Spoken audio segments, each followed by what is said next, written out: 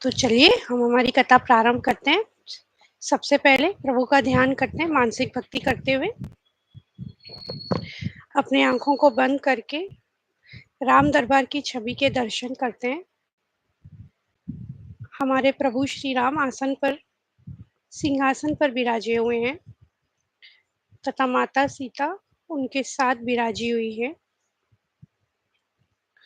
भरत जी, लक्ष्मण जी, शत्रुघ्न जी हाथ जोड़े खड़े हैं और हमारे बजरंगबली प्रभु के श्री चरणों में बैठे हैं और हम हाथ जोड़कर प्रभु के श्री चरणों में नतमस्तक करते हुए उनसे विनती करते हैं कि हे प्रभु, हम पर अपनी कृपा हमेशा बनाए रखें तथा हमें आशीर्वाद दें कि हम श्री रामचरितमानस का पाठ सफलतापूर्वक संपूर्ण कर सकें। बोल सियावर रामचंद्र की जय। पवन सुत हनुमान की जय।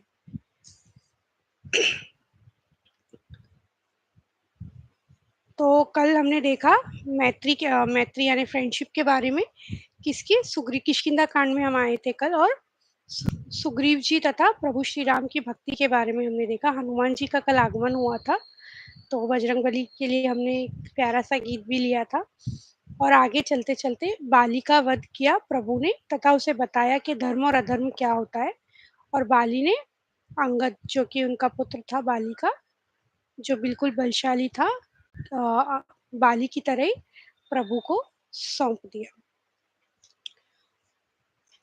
और एक अच्छी बात यहाँ पे ये है कि कभी-कभी ऐसा होता है कि पेरेंट्स हम बच्चों के लिए कोई डिसीजन लेते हैं और हम लोग थोड़ा-सा आनाकानी करते हैं कि सही होगा, गलत होगा, कभी-कभी कोई गलत भी बोलते हैं। पर डिसीजन चाहे जैसा भी हो, पेरेंट्स का डिसीजन जो होता है हमेशा उनका इंटेंशन सही होता है। मतलब पेरेंट्स कभी अपने बच्चों का बुरा नहीं चाहते हैं। तो इसीलिए जो डिसीजन है वो मत देखिए, जो इंटेंशन है वो हमें देखना चाहिए कि मतलब किस उद्देश्य से हमें वो डिसीजन दे रहे हैं या फिर वो निर्णय हमारे लिए ले रहे हैं। तो इसीलिए हमें सर्वोपरि होके उनका निर्णय मानना मानना चाहिए, जानकर मानना चाहिए।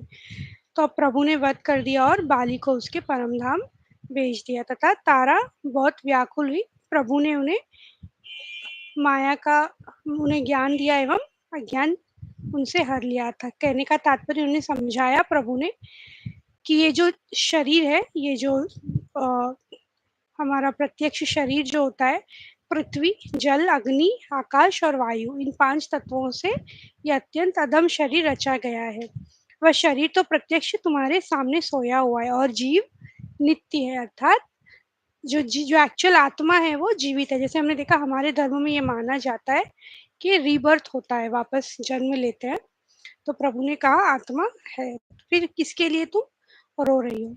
जब ज्ञान की बातें पता चली, जब ज्ञान जागा तारा का, तो उन्होंने प्रभु के श्री चरणों में अपने आप को रखा एवं भक्ति का वर मांग लिया। तब प्रभु ने लक्ष्मण जी को समझाकर कहा कि तुम जाकर सुग्रीव को राज्य दे दो एवं श्री रघुनाथ जी के चरणों में मस्तक नवाकर लक्ष्मण जी आगे चले। लक्ष्मण जी ने तुरंत ही सब नगरवासियों और ब्राह्मणों को, समाज को बुला लिया और उनके सामने सुग्रीव का राज्य और अंगद को युवराज पद दे दिया। तो अब सुग्रीव राजा बन गए। सुग्रीव कौन थे? जो रात दिन बाली के डर से भाग रहे थे, व्याकुल थे, आज वो प्रभु के सानिध्य में आके राजा बन गए। मतलब प्रभु का साथ पाके वो राजा बन गए। तो जो प्रभु का साथ पाता है, प्रभु के नाम का साथ भी पा लेता है, उसकी तो जय जयकार होनी ही है। और वो आज प्रभु की कृपा से राजा बन गया। फिर प्रभु ने कहा, हे वानरपति सुग्रीव, सुनो, मैं 14 वर्ष तक गांव में नहीं जाऊंगा, मतलब बस्ती में नहीं जाऊंगा।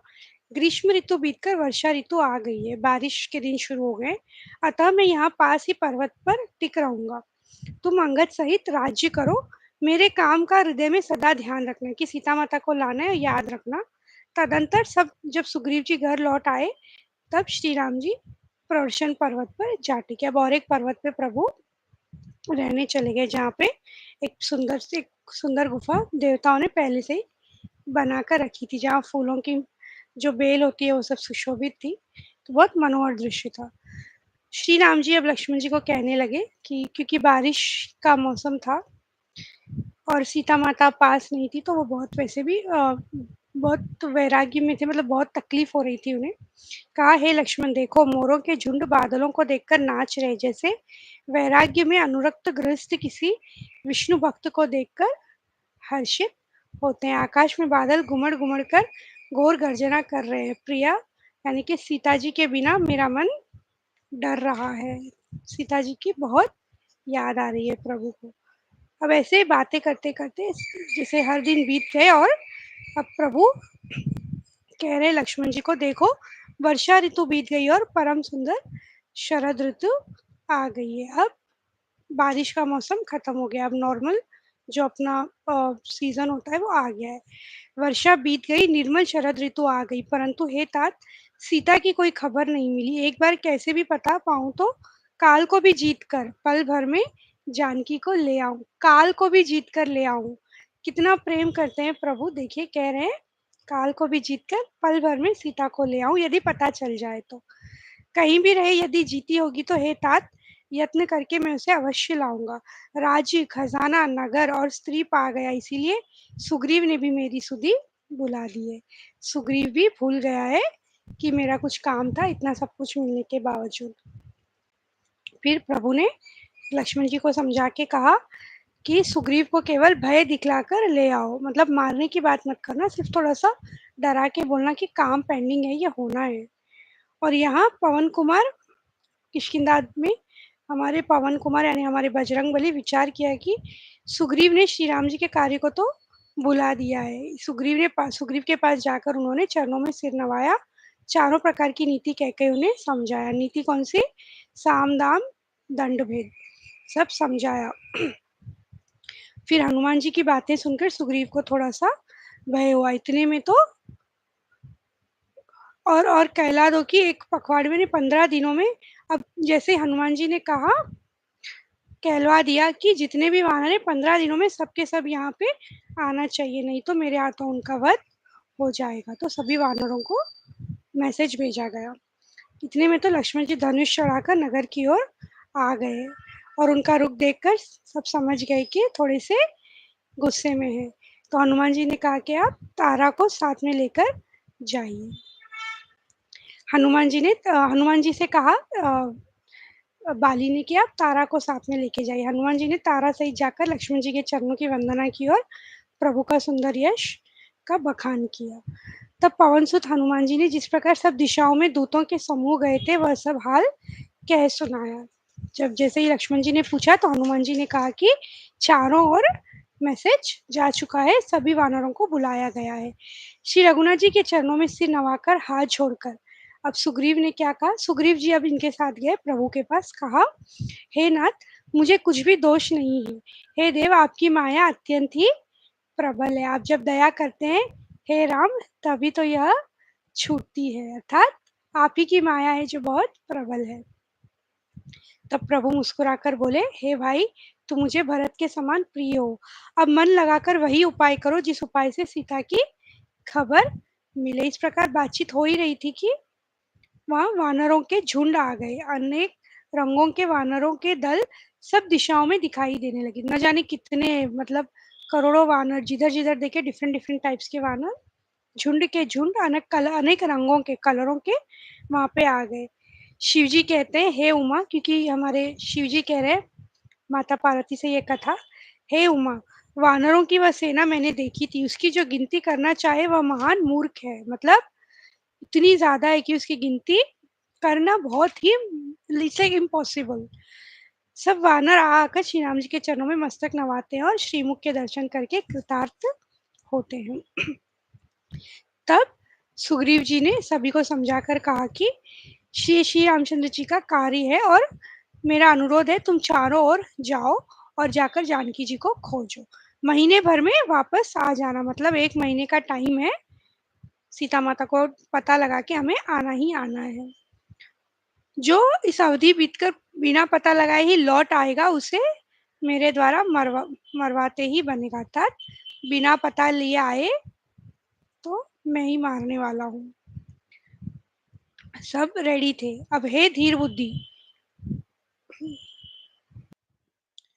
तब सुग्रीव ने अंगद, नल, हनुमान आदि प्रधान प्रधान योद्धाओं को बुलाया और कहा, मतलब बड़े बड़े जो और योद्धा थे उनको बुलाया और कहा कि तुम सब श्रेष्ठ योद्धा मिलकर दक्षिण दिशा को जाओ और किसी से सीता जी का पता पूछना।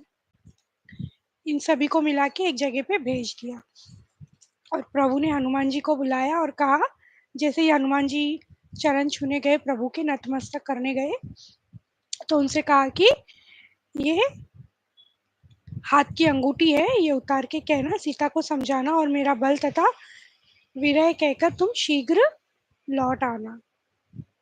एक अंगूठी जो थी वो दी, मतलब कि हाँ, आइडेंटिफिकेशन की मैं इनका ही दूत हूँ।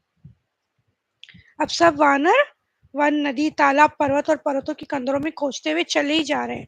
मन श्री राम जी के कार्य में लवलीन है, शरीर तक का प्रेम भूल गए, मतलब खाना पीना सब कुछ भूल गए, ढूंढे ही जा रहे हैं, ढूंढे ही जा रहे हैं। उन्होंने फिर एक पहाड़ की चोटी पर चारों ओर देखा तो पृथ्वी के अंदर एक गुफा में और आश्चर्य सी बात दिखी उन्हें। वे गुफा में घुस गए, देर नहीं की उन्होंने, जिसमें एक तपोमूर्ति स्त्री बैठी हुई थी। सबने, अब वहां पे बहुत अच्छी नदी और सब कुछ था, तो सबने स्नान और किया आज्ञा पाकर सुस्त्री से, और फिर फल और खाए। अब उसने कहा, सब कथा कह सुनाई और कहा, मैं अब वहां जाऊंगी जहाँ श्री रघुनाथ जी है।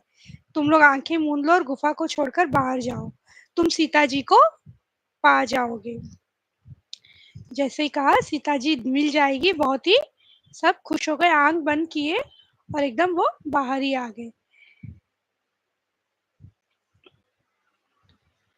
और अब प्रभु की आज्ञा सिर पर धारण कर और श्री राम जी के युगल चरणों की, जिनकी ब्रह्मा और महेश भी वंदना करते हैं, हृदय में धारण कर वह स्वयं प्रभा बद्रिकाश्रम को चली गई। यहाँ वानरगण मन में विचार करने की अवधि तो बीत गई है और काम कुछ हुआ नहीं। अंगद जी के नेत्रों में तो जल भर आया कि दोनों प्रकार से ही मृत्यु है, ऐसे भी नहीं मिल रही है, तो हम तो वैसे ही, प्रभु का काम नहीं हुआ तो हम तो वैसे ही गिल्ट फील कर रहे हैं ना, वैसे ही मरने वाले हैं, और वहां जाएंगे तो हमें सुग्रीव जी मार ही देंगे। ऐसे सब बातचीत कर ही रहे थे, इतने में लवन सागर के तट पर जाकर सब वानर कुश बिछाकर बैठ गए। एक सागर के निकट गए जहाँ जाम्बवन जी अंगद का दुख देखकर उन्हें विशेष कथाएं कह रहे थे। ये सब बातें चली रही थी, इतने में पर्वत के कंदर में संपाति ने सुनी। संपाति करके एक और एक गिद्ध था, जैसे जटायु थे वैसे गिद्ध ये भी थे। तो फिर कहा कि अब मैं तुम्हें खा जाऊंगा, आज प्रभु बहुत प्रसन्न है मुझ पे, इतने सारे लोग भेजे हैं मेरे खाने के लिए। अब ये लोग सोच रहे गिद्ध के वचन सुन के अब तो ये हमें खा ही लेगा।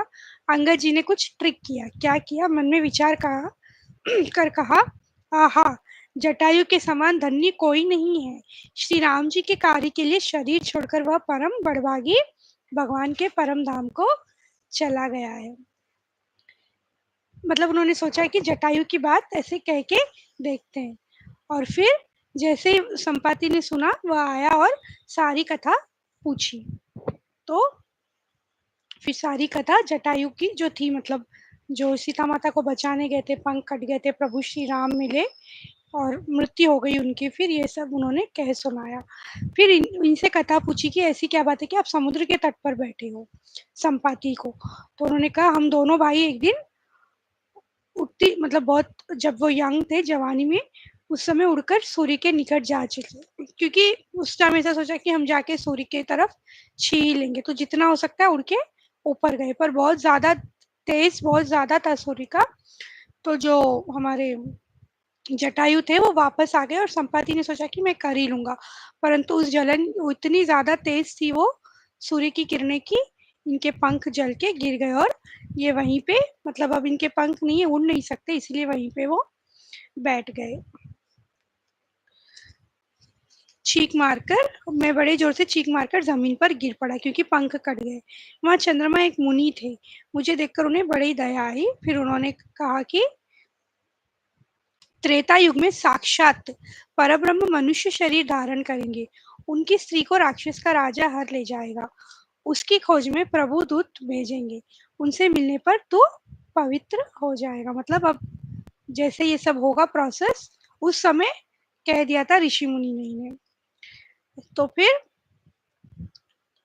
जब आएंगे तेरे पंख उग जाएंगे, चिंता न कर, सीता जी को उन्हें दिखा देना, सीता जी का रास्ता आपको बता देना। त्रिकुट पर्वत पर लंका बसी हुई है, वहीं पे निडर रावण रहता है। अब सारी कथा सीता माता का पता चल गया है, संपाति ने बता दिया कि वहाँ लंका और वहाँ रावण रहता है। अशोक नाम का एक बगीचा है, वहाँ सीता जी रहती है, वे सोच में मग्न बैठी हुई है। जो 100 योजन 400 को समुद्र लांग सकेगा और बुद्धि निदान होगा, वही श्री राम जी का कार्य पूर्ण कर सकेगा। तो ये यहाँ बैठे बैठे, क्योंकि गृद्ध जो होते हैं उनकी जो नजर रहती है वो बहुत दूर तक वो देख सकते हैं, मतलब ऐसा उनकी नजर से वो एक प्लस पॉइंट होता है कि वो बहुत दूर तक देख सकते हैं। तो ये 100 योजन दूर समुद्र पे बैठे हुए भी उसे लंका दिख रही है। लंका में वहां पे एक पेड़ के नीचे जो है अशोक वाटिका में माता सीता बैठी हुई सोच में, वो भी इन्हें यहाँ से दिख रहा है। इन्होंने सब बता दिया, परंतु कहा कि आसान नहीं है ये पार करना। अब तो मैं बूढ़ा हो गया हूँ, नहीं तो मैं आप लोगों के साथ चलता। अंगद ने कहा मैं पार तो अब कौन पार करके जाएगा नदी। अंगद ने कहा मैं पार तो कर लूंगा, परंतु लौटते समय के लिए हृदय में कुछ संदेह है, कंफर्म नहीं है कि मैं लौटते समय कैसे आऊंगा। परंतु तुम सबके नेता हो, और जामवन जी ने कहा कि तुम सब प्रकार से योग्य तो, परंतु तुम सबके नेता हो, इसीलिए तुम्हें कैसे भेजा जाए। फिर श्री हनुमान जी से कहा जाम्बवन जी ने, हे हनुमान, हे बलवान, सुनो, तुमने यहाँ क्या चुप साध रखी है। तुम पवन के पुत्र हो और बल में पवन के समान हो। तुम बुद्धि विवेक और विज्ञान की खान हो। जगत में कौन सा ऐसा कठिन काम है जो हे तात तुमसे न हो सके। श्री राम जी के कार्य के लिए तो तुम्हारा अवतार हुआ। यह सुनते ही श्री हनुमान जी पर्वत के आकार में, यानी कि बहुत ही बड़े, पर्वत जितने बड़े हो गए ये सब जाम्बवन जी की बातें सुनकर। फिर, हे जाम्बवन, मैं तुमसे पूछता हूँ, तुम मुझे उचित सीख देना। तुम जाकर इतना ही करो कि सीता जी को देखकर, जाम्बवन जी से कह रहे हनुमान जी, कहो तो मैं लेकर भी आ जाऊं। तो जाम्बवन जी कह रहे, हे तात, तुम इतना करना कि सीता जी को देखकर लौट आना और उनकी खबर कह देना। फिर श्री राम जी अपने बाहुबल से उस राक्षस का संहार करके सीता जी को ले आएंगे।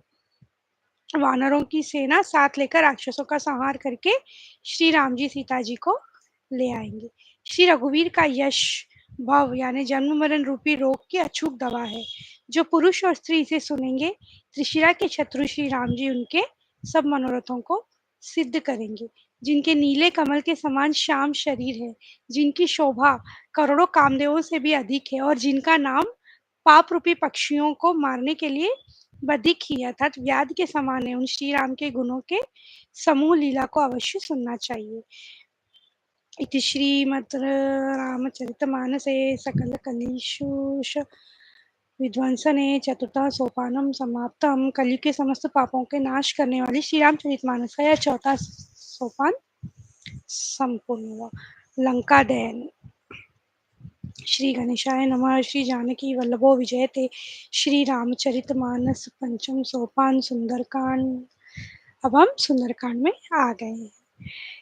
सबसे पहले हम राम कहने वाले जगदीश्वर जी की वंदना करते हैं और फिर उनसे विनती करते हैं कि हमें अपनी पूर्ण भक्ति दें, और पवन पुत्र श्री हनुमान जी को हम प्रणाम करते हैं क्योंकि सुंदरकांड हमारे बजरंग बली पे ही है। अब जाम्बवन जी के वचन सुनकर उन्होंने कहा, हे भाई, तुम लोग दुख सहकर कंदमूल फल खाकर तब तक मेरी राह देखना जब तक मैं सीता जी को लेकर, उनका पता लेकर ना हूँ, मतलब देख के ना हूँ। यह कहकर सबको मस्तक नवाकर हृदय में श्री रघुनाथ जी को धारण करके हनुमान जी हर्षित होकर चले। समुद्र के तीर पर एक सुंदर पर्वत है। पर्वत पे कूद कर बलवान हनुमान जी उस पर बड़े वेग से उछले। इतनी, मतलब एक पर्वत पे चढ़ गए, ऑलरेडी वो खुद एक पर्वत जैसे बड़े हो गए। पर्वत पे चढ़े, जैसे ही चढ़े इतनी जोर से चढ़े कि वो पर्वत नीचे जमीन में धंस गया। मैनाक पर्वत को कहा कि हे मैनाक, तू इनकी थकावट, अब जैसे चढ़ गए, धंस गया वो पाताल में। जैसे श्री रघुनाथ जी का अमोघ बाण चलता है उसी तरह हनुमान जी चले। अब आगे चलते चलते एक मैनाक पर्वत था, उन्होंने कहा कि आप विश्राम कर लीजिए क्योंकि बहुत दूर से आप आए हैं। पर्वत ने कहा, आप थोड़ी देर आराम कर लीजिए। तो हनुमान जी क्या कह रहे हैं? प्रणाम किया और कहा, श्री रामचंद्र जी का काम किए बिना मुझे विश्राम कहाँ है, मतलब प्रभु का काम जब तक ना हो जाए मैं आराम नहीं करूँगा। अब देवताओं ने हनुमान जी की टेस्ट लेनी चाहिए, एग्ज़ाम लेनी चाहिए कि क्या परीक्षा लेते हैं, देखते हैं हनुमान जी इसे पार कर पाते हैं क्या? क्योंकि उनकी विशेष बल बुद्धि को जानने के लिए ये आवश्यक था। उन्होंने सुरसा नाम की एक सुरसा नाम की सर्पों की माता को भेजा। उसने आकर हनुमान जी से यह बात कही, आज देवताओं ने मुझे भोजन दिया है। अब वो सुरसा माता एक आ गई और कहा है कि मुझे आज भोजन दिया है। सुन के हनुमान जी ने कहा कि श्री राम जी का कार्य कर लूं, सीता जी की खबर प्रभु को सुना दूं, मैं फिर आ जाऊंगा आपके मुंह में। तो मैं आकर आप तुम्हारे मुंह में फिर घुस जाऊंगा, मतलब आप मुझे खा लेना फिर। हे माता, अभी मुझे जाने दो, मुझे काम करना है। वो नहीं मान रही थी। उसने कहा, मुंह में तो जाना ही पड़ेगा, मैं जाने तो नहीं दूंगी, मुंह में तो तुम्हें जाना, मुंह में जाना मतलब खाना ही हो गया ना, वो खा ही लेगी। राक्षस का रूप धारण करके आई थी सुरसा माता, नॉर्मल देवी के रूप में नहीं थी, टेस्ट करने के लिए।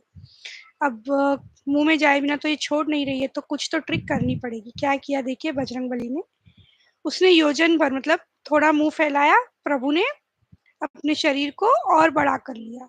जैसे वन टाइम अगर वो मुंह खोल रही है तो ट्वाइस प्रभु अपना रूप बड़ा कर रहे हैं। अब वो टू टाइम्स अपना मुंह बड़ा कर रही है, मतलब बराबर होने के लिए कि हनुमान जी को खा ले।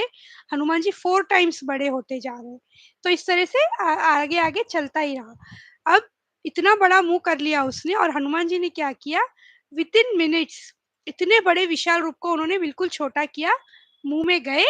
और जब तक वो अपना मुंह, क्योंकि इतना बड़ा मुंह कर लिया था, उसको बंद करती ही थी, वो राक्षसनी जो बन के आई थी सुरसा माता, वो बंद कर ही रही थी, इतने में हनुमान जी जोर से अंदर गए मुंह में से और वापस निकल के आ गए। तो ये उनकी युक्ति थी, छोटा सा रूप धारण करके वो फिर से निकल के आ गए।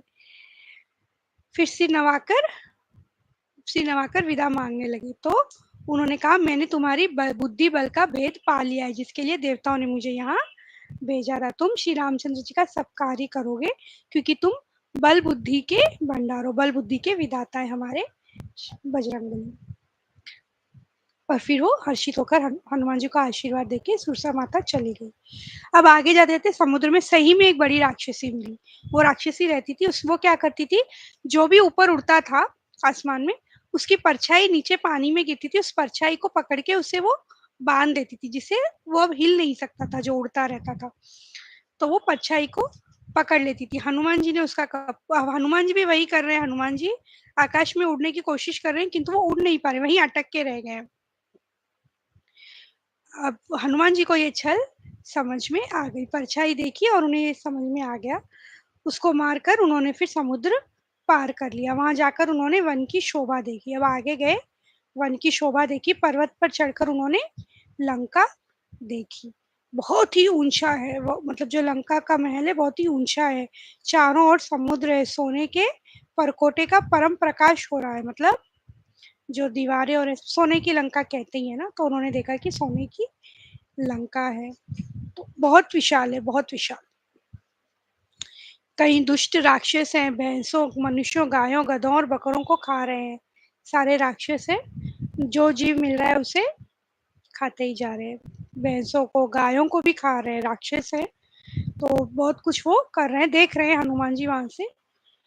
अब उन्होंने सोचा कि यहाँ जाऊंगा तो मुश्किल होगी, छोटा सा रूप धारण किया और रात के समय नगर में प्रवेश करने का प्लान किया उन्होंने। अब बिल्कुल छोटे हो गए हनुमान, जितने छोटे, मच्छर जितना छोटा होता है ना उतने छोटे हो गए। और फिर वो जाने लगे लंका के द्वार पर। वहां पे लंकिनी नाम की एक राक्षसी रहती थी, जैसे सिक्योरिटी गार्ड होता है ना गेट के पास। तो वहां पे लंकिनी नाम की राक्षसी थी, वो एक मच्छर भी अंदर नहीं जा सकते थे, इस तरह से वो पहरा देती थी। जैसे ही देखा उसने पूछा, मेरा निरादर करते हुए कहाँ चले जा रहे हो। और सुना उन्होंने, बट सुमान नहीं रही थी, वो कह रही थी कि अब तुम तो मेरा आहार हो, मैं तुम्हें खाऊंगी। और फिर हनुमान जी ने उसे एक घूंसा मारा, खून की उल्टी करती हुई वह पृथ्वी पर लुढ़क गई। कौन? लंकिनी। अब फिर संभाल कर उठी और उसने बताया कि रावण ने जब ब्रह्मा जी को वर दिया था, तब चलते समय उन्होंने मुझे राक्षसों के विनाश की अब पहचान दी थी। जब वरदान दिया था ब्रह्मा जी ने, मुझे ये पहचान दी थी क्या, कि जब तू बंदर के मारने से व्याकुल हो जाए तब तू राक्षसों का संहार हुआ जान लेना। मेरे बड़े पुण्य है जो मैं श्री रामचंद्र जी के दूत को नेत्रों से देख पाई। तो वो जानती थी कि ऐसा ऐसा होने वाला है, अब नाश होने ही वाला है, परंतु मैंने प्रभु के दूत के दर्शन किए, ये तो मेरी किस्मत है। अब उसने कहा ठीक है, जा सकते हो। अब श्री रघुनाथ जी के हृदय में रखते हुए हनुमान जी ने नगर में प्रवेश किया। और हनुमान जी ने रावण को शयन किए देखा, परंतु महल में जानकी जी नहीं दिखाई दी। फिर एक सुंदर महल में गए, वहां एक अलग मंदिर बना हुआ था, धनुष बाण के चिन्हों से अंकित था, और जिसे देखकर वो बड़े ही हर्षित हुए। उसी मतलब वो सब लिखा, धनुष बाण सब उतारा हुआ था, जैसे विष्णु जी का पाठ चल रहा है वहां पे, राम नाम का जाप चल रहा है। और उसी समय विभीषण जी वहां पे जागे। उन्होंने विभीषण ने राम नाम का स्मरण उच्चारण किया, राम जी का नाम सुन लिया। बजरंगबली ने ब्राह्मण का रूप धार कर हनुमान जी ने उन्हें वचन सुनाए, उन्हें पुकारा। तब हनुमान जी ने श्री रामचंद्र जी की सारी कथा कहकर अपना नाम बताया। विभीषण जी ने कहा, हे पवन पुत्र, मेरी रहनी सुनो। मैं यहाँ वैसे ही रहता हूँ जैसे दांतों के बीच में बिचारी जीप रहती है, यानी ये राक्षसों के बीच में मैं जीप की तरह पिसता जाता हूँ, क्योंकि हरि की कृपा बिना संत तो नहीं मिलती, और मुझ पर प्रभु की कृपा है, इसीलिए मैं प्रभु का नाम लेता हूँ। मैं इतना अधम हूँ, राक्षस हूँ, फिर भी प्रभु ने मुझ पे कृपा की है। फिर विभीषण जी ने श्री जानकी जी का जिस प्रकार, मतलब कैसे वो लंका में रह रही है, वह सब कथा कह सुनाई। तो हनुमान जी ने कहा, मैं माता को देखना चाहता हूँ। और फिर विभीषण जी ने सब उपाय सुनाए कि कैसे मिलना है, क्या है। तब विदा लेके फिर से छोटा सा रूप धारण कर लिया बजरंगबली ने, और अशोक वन में सीता जी रहती थी वहां चले। तो अब सीता जी को देखने के लिए चले। सीता जी को देखकर हनुमान जी ने उन्हें मन ही में प्रणाम किया। शरीर दुबला हो गया, सिर पर जटाओं की एक वेणी है, मतलब एक लट है, हृदय में श्री रघुनाथ जी के गुण समूहों का जाप करती रहती है। पवन पुत्र हनुमान जी को यह सब देखकर बहुत ही दुख हुआ। जब माता सीता को देख के बहुत ही दुख हुआ। इतने में तो वहां रावण सज धज कर आ गया। उस दुष्ट ने सीता जी को बहुत प्रकार से समझाया, पर वो नहीं मानी।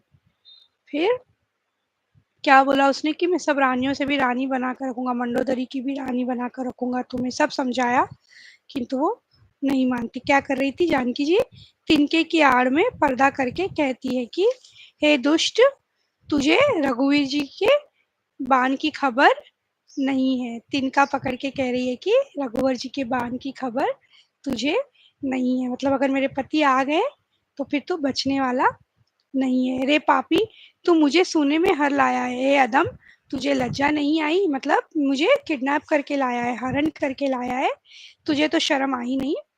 फिर रावण को बहुत, और इतना सुन के बहुत तिलमिला गया, उसे बहुत ही गुस्सा आ गया। कहा कि मैं तुझे मार डालूंगा। फिर इतने में समझाया कि मंडोदरी और ने कि इस तरह से किसी भी स्त्री को मारना आपके लिए सही नहीं है। सीता जी कहती है, हे चंद्रहास, श्री रघुनाथ जी के विरह की अग्नि से उत्पन्न मेरी बड़ी भारी जलन को तू ही हर ले। बस फिर तो यही था, माता सीता कह रही है कि अब मरना ही सही है, कि क्योंकि प्रभु इतना ये सता भी रहा है, एक तो प्रभु का विरह ऑलरेडी सता ही रहा है उन्हें, कि प्रभु से दूर है, और ऊपर से रावण बहुत ही सता रहा था, और कोई खबर भी नहीं थी कि क्या हो रहा है क्या नहीं हो रहा है, प्रभु आए हैं नहीं आए, कुछ भी नहीं मालूम पड़ रहा था। तो उन्होंने कहा कि अब मरना ही सही है। उस समय त्रिजटा नाम की एक राक्षसी थी, वह सीता माता को फिर समझाने लगी। तो चलिए, आज का समय यहीं समाप्त होता है। हम हमारी कथा को आज विश्राम देते हैं।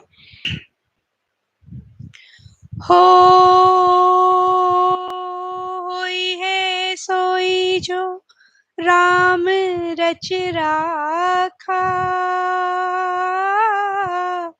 को करी तरक बढ़ावै साखा राम सिया राम जय जय राम राम सिया राम जय जय राम। बोल सियावर रामचंद्र की जय, पवन सुत हनुमान की जय।